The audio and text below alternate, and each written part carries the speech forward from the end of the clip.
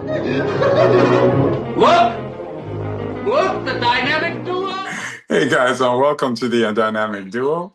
I'm Franz. I'm Kevin. Welcome back to the Batcave and the Avengers Tower, ladies and gentlemen.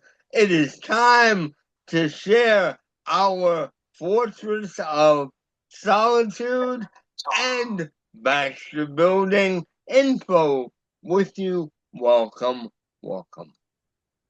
Well, listen, Kevin, we need to also introduce Mr. Here we go.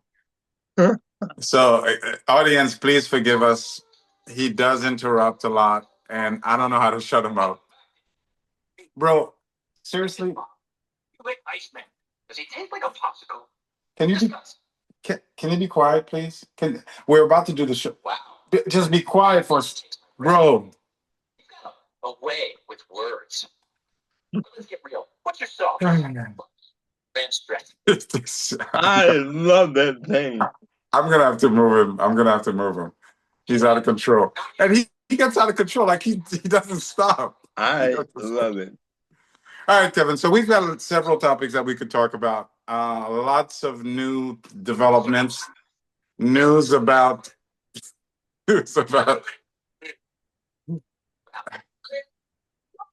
bro. You know what? Yeah. And so, Kevin, what would you like to start with? Well, one thing that I do want to quickly mention, and I want to make sure that people understand I am not hating on or hate the idea of James Gunn's Superman. But one thing that I have been thinking about is that the timeline that they keep saying this movie is set in. They claim, and this has been verified and confirmed by Gunn himself, that Supes has been on Earth for 3 years as Superman. At least 3 years, maybe even 4. I have no problem with that. The trouble I have with it is that, at least by appearances, it seems as though most of the characters are acting like this is his first day on the job. He has no idea what he's really doing. And if indeed he's been here for 3 to 4 years as the hero, why is this? So let me flip this a little bit, and forgive me if I throw you under the bus a little bit. You know I love you, but you might be a hater. You might just be a hater. Okay. So let me ask you a question. What exactly bothers you the most, do you think, about the Superman? In terms of the movie as a whole, or In terms of the timeline? No, in terms of the movie as a whole. In terms of the movie as a whole, what bothers you the most? By the way, I know that you're not a hater, and I was being facetious. There's a difference. I know. There's a difference between, and I'm talking to the audience now. There's a difference between haters and people like us, because I don't know if you realize I agree with Kevin, so I'm totally being facetious. But there's a difference between being a hater and being someone who recognizes problems or potential issues. And that's what Kevin is pointing out.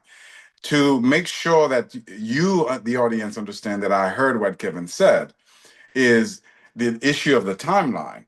And he's absolutely correct. If Superman has been around for 3 years, he is getting to the veteran superhero status. And there's a lot of stuff that we're seeing in the trailer that makes it seem like he's just a new kid on the block.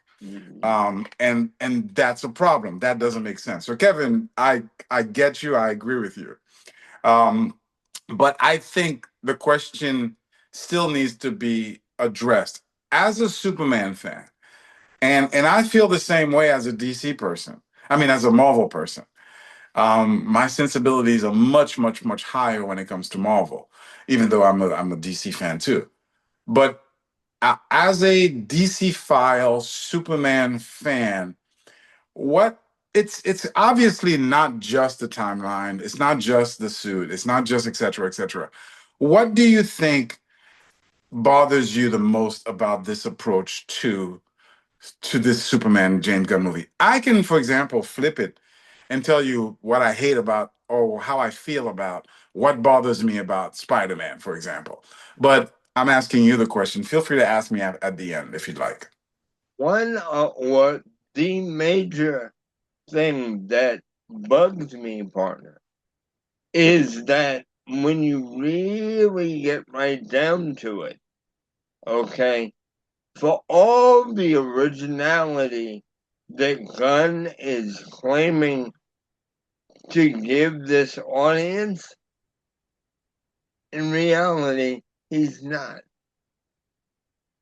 There are a number of story pieces and story arcs that are right out of Batman versus Superman from a few years ago. That bugs me in its own way because, as I've said before, I feel that not just Superman, but all of these films, there needs to be a point where they stop repeating themselves and just create stories or adapt stories from the material that we have and basically stop repeating themselves. In Batman versus Superman, the primary thrust of the story was, oh, Superman did something wrong and he needs to be taken to court and all that kind of thing. First of all, I hated that. I thought it was a bad story idea. I really did. In here, at least, it appears they're literally doing the same thing. You've got people throwing trash at him. You've got him apparently stopping some sort of a fight or a battle in a small third world country. They did the same thing in the other film. My God, for all the years of Superman, give us something different, please. Interesting. Interesting. So that's your biggest gripe, the fact that no, it's not the biggest, but we'd be here until next Tuesday if I kept going. interesting. Interesting. I'll tell you what my biggest gripe is if I may. Please. I think what bothers me about this movie, why I'm angry at this movie, yet still hopeful and still rooting for this movie to succeed, and is the fact is the hubris, the arrogance of James Gunn. Repeating stories doesn't bother me so much. To me, it's how you tell that new story. If you're literally repeating the thing, then that's lazy. But if you tell me a different take on it, a lot of the superhero stories are basically the same stories to me. And bad guy fights good guy, good guy fights bad guy, and to me the delivery is what matters. And I'm seeing enough of a difference already on the trailer that I'm not so much feeling like I'm rewatching the same movie that I've seen before from the Zack Snyder point of view. What bothers me is the arrogance. And what I mean by the arrogance is the nerve of James Gunn to take a character that's been around for 70 years and presume to know better. Presume to be like, oh, you know what? I think the costume should be X, Y, and Z. I think that's ridiculous. And I think first of all, I think it's arrogant, but I also think it's stupid. We live in a world where information and data is readily available, maybe too available. And James Gunn is fully aware of how people feel about certain things. Changing of the costumes, authentic to the source material. He knows that. He's been around for the controversy of the thing when he didn't have his eyebrow, and so on and so forth. He's learned, for example, the failure of having to depict Wolverine in a black leather outfit compared to Wolverine in his actual colorful yellow outfit. He's seen the difference and the benefits of that. So it's a stupid thing to come, never mind arrogant, it's a stupid thing for him to be like, oh, I think I know better, and I'm going to change an established icon into something else. That bothers me to no end. I think that there are issues that I have with Collinsworth. I don't know that he's an ideal Superman. Now, having said that, to be fair, I had issues with almost everybody. I had issues with Robert Downey Jr. when he was first cast. Turns out that he's a great Iron Man. I had issues with Chris Hemsworth, believe it or not, because I felt he was too small to be Thor. How did I know? He bulked up and he bulked up and he doubled bulked up. Now he's a perfect Thor. I didn't have issue with Chris Evans, Captain America. That's a perfect Captain America, and so on and so forth. So I've been wrong in the past, and maybe Collinsworth might surprise me or might deliver me. But so far from what I've seen, that's not the Superman that I see in my mind's eye. So I think so. You've got arrogance, you've got stupidity, and you've got kind of wrong casting in my opinion. Wrong casting. The fourth thing the problem generally that I have with this movie is I fear, and I don't know that to be the case, I fear that the story that he's starting out with, and this is a concern that you've shared in the past, and you kind of made me realize that, and I've adapted it as a concern, is that maybe he's starting too big, too many characters. Maybe the best way to start a Superman movie is by doing a Superman movie, and then in the sequels you may expand. Now, this is a matter of opinion. We may be wrong here. Maybe it'll work perfectly. Maybe having a cast of characters would make the movie 10 times better. We don't know. But my feeling would be, if I'm going to start with a Superman movie, start with a Superman movie. And lastly, and this connects to the last part, I would have liked a more coherent, familiar story from the comic books. I would have loved for me to watch a Superman story that I can identify with right away and relate to right away, because it connects to a classic Superman story that I can look forward to seeing. Those are my issues with it. Now, having said that, so I think James Gunn mistake after mistake and put himself behind the eight ball and so on and so forth. Having said that, I fall back to I have to catch my own self, which is to say the changes that James Gunn has made to Superman are equal or less than the changes that have been made in Marvel. From the change of costume, forget about the hubris, the arrogance. They've done the same thing in Marvel ad nauseum. From the changes of introducing multi-characters, like for example, Spider-Man No Way Home, that it worked from a box office point of view. I didn't like that movie. And so I've had to recalibrate my standard for Marvel movies.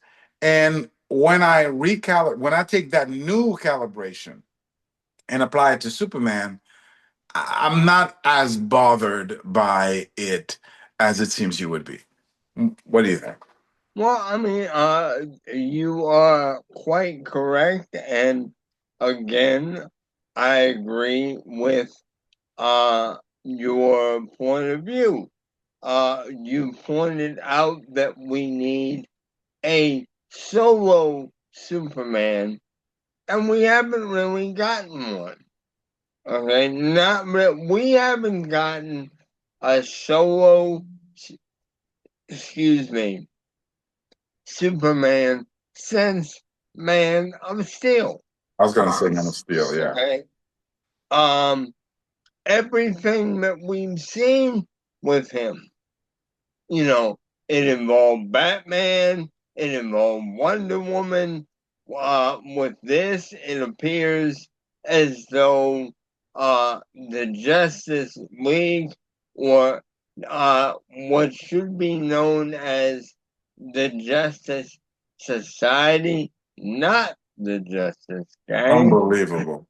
I hate that Unbelievable. with a passion in the film as well. It's if like you said, if you're going to give me a movie about soups, let it be about the Man of Steel, the man from Krypton. Even if the story suggests that he needs help, the best way to do that is to establish at the very end of a film that maybe he can't take down the villain without help, but at least let the rest of the thing play out. Now let me ask you this. Let me ask you this. This is an artistic choice. This is a matter of opinion.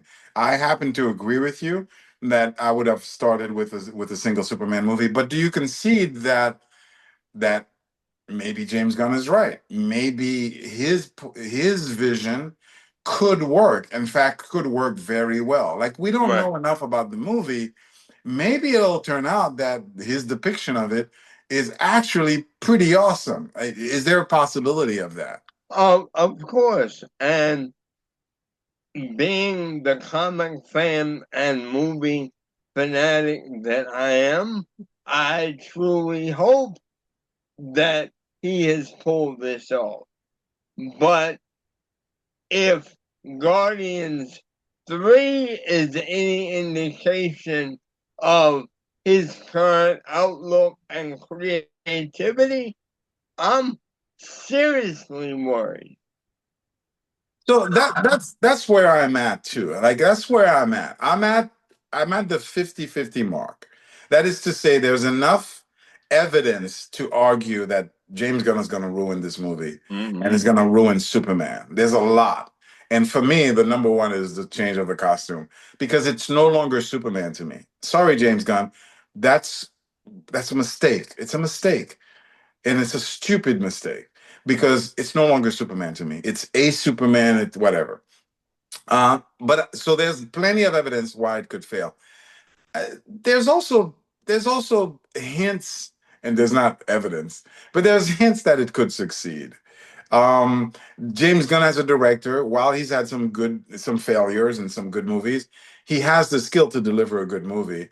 And if the movie is exciting, if it delivers that, you know, sacrifice, that hero's journey, that come back to win the day, it could be exciting. It could be good. It could, as we all often say, Top Gun Mavericks it, create that level of excitement. It could. So I'm at the 50-50 mark. Another thing that bothers me, and it's not so much with this movie, but in general, the thing that I don't get, Kevin, is it's all there, man. Like, the people that make the animated series, whether it's Batman, whether it's Superman, whether it's Justice League, whether it's Justice League Unlimited, whether it's Young Justice, I mean, you name it, the people that make the DC cartoons, ladies and gentlemen, one of the faults that we have is we're partly to blame, because we're all over the place and we have a low opinion of this subject. We demand changes at times too. We want the costume to be changed. We want it to be legitimized. Like, one of the criticisms that Zack Snyder received for his movies is because, oh, it was too dark. It was too dark. Well, we demanded that it be too dark. In the comic books, we went in that direction. He followed our directions. So we're all over the place too, ladies and gentlemen. But I say all this to say the material is there. Like, if you don't know that as a fan, go back and watch any of the cartoons, and you're gonna see that it's not silly, it's not stupid, Yes. it's not overly dark, it doesn't need to be. It's already there in perfect format. Those cartoons are successful for a reason. They're good, they're entertaining, they're exciting, they're true to the character, they're true to the genre by keeping the costumes and the powers. They are there. So if James Gunn wanted to make $1 billion Superman, all he had to do, Kevin, was just literally translate one of the cartoon Yes. movies into a live action. And Yes. that's another thing that bothers me. Like, why reinvent the wheel, James Gunn? Like, why reinvent the wheel? How many times has it been proven that the closer you stick to the source material, the more receptive people will be? What you just said is the absolute reason and primary formula of why the 78 Superman with Chris Reeve worked under the guidance of Ilya and Alexander Solkine as producers, and of course Richard Donner's direction. They did exactly what was on those pages. That's fair. That's fair. Okay. That's fair.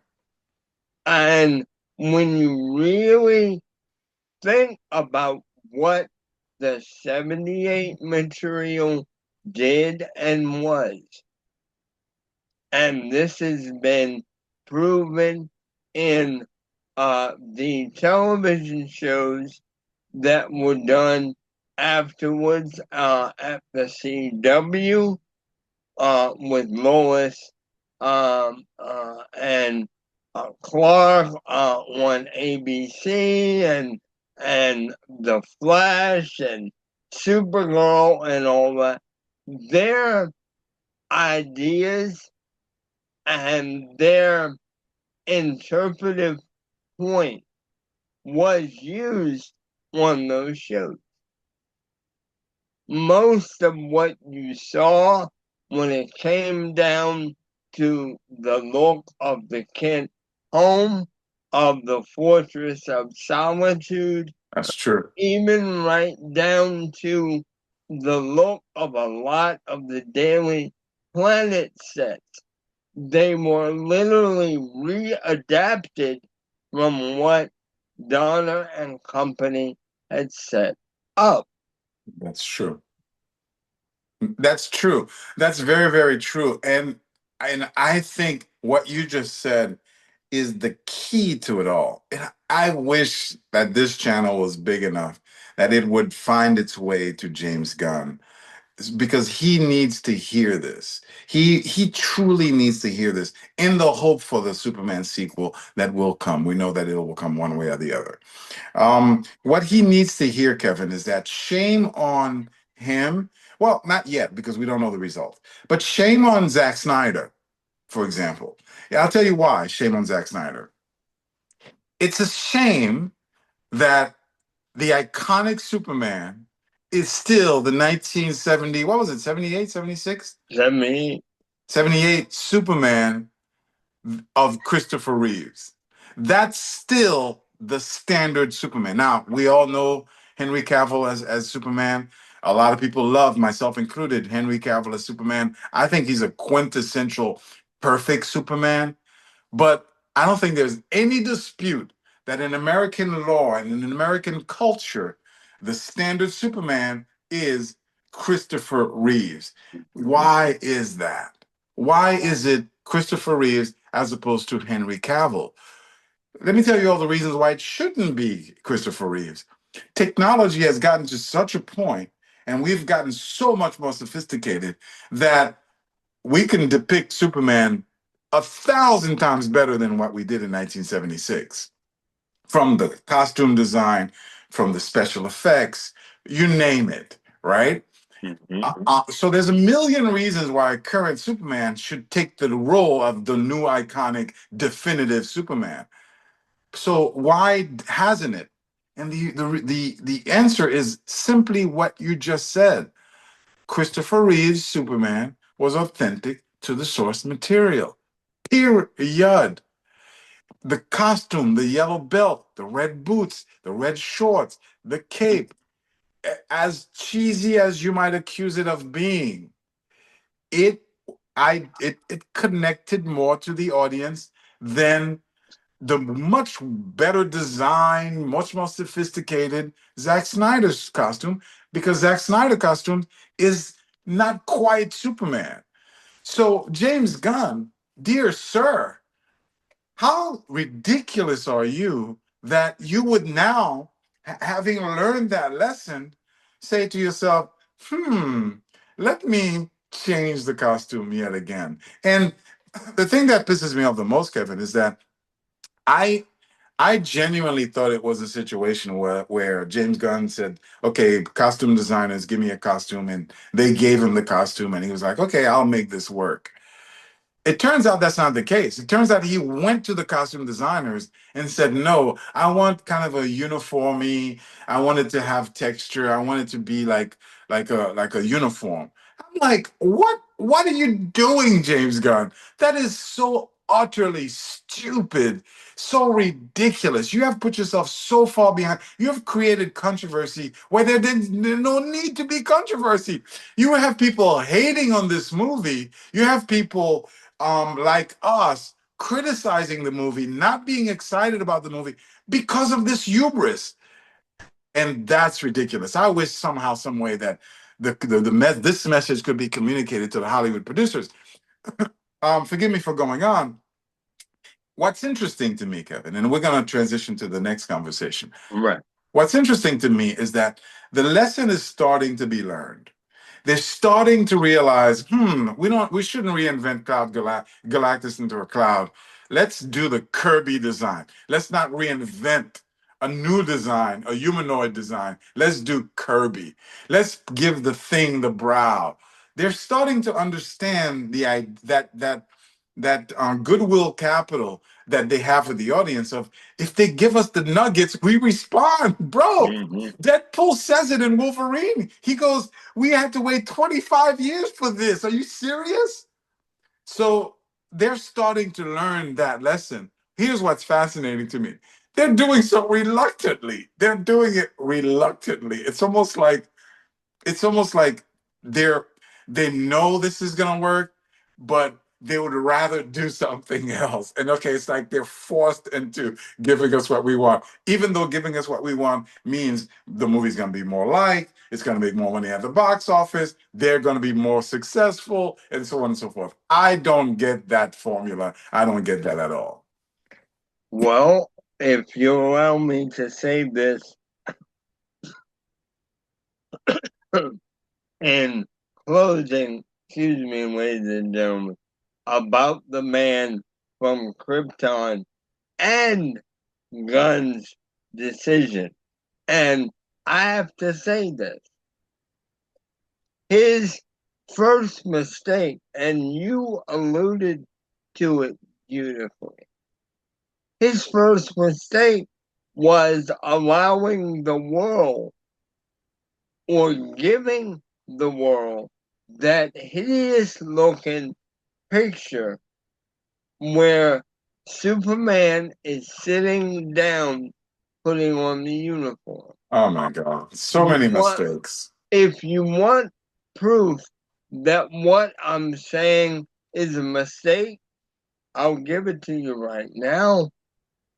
One, in the original Superman film from 78, when we saw Superman change his clothes, the first time openly that we saw him do it was the classic scene of Chris Reeve running across the street.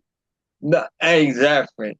The shirt pull and what have you, and it's beautifully depicted. The second time we saw him do this in that movie was when he jumped out of the window at the Daily Planet and changes in midair. We don't see him putting on his clothes like he's going to a prom. Since when is that Superman? A lot of mistakes, a lot of mistakes, a lot of mistakes, a lot of mistakes. But let's move on to the next topic. And ladies and gentlemen, the only way that this message is going to get to James Gunn is if you like, subscribe, share this video. So we're asking you to like, subscribe, and share this video. Hit the notification bell so that we can you can help this channel out. Kevin, let's talk about the Fantastic Four.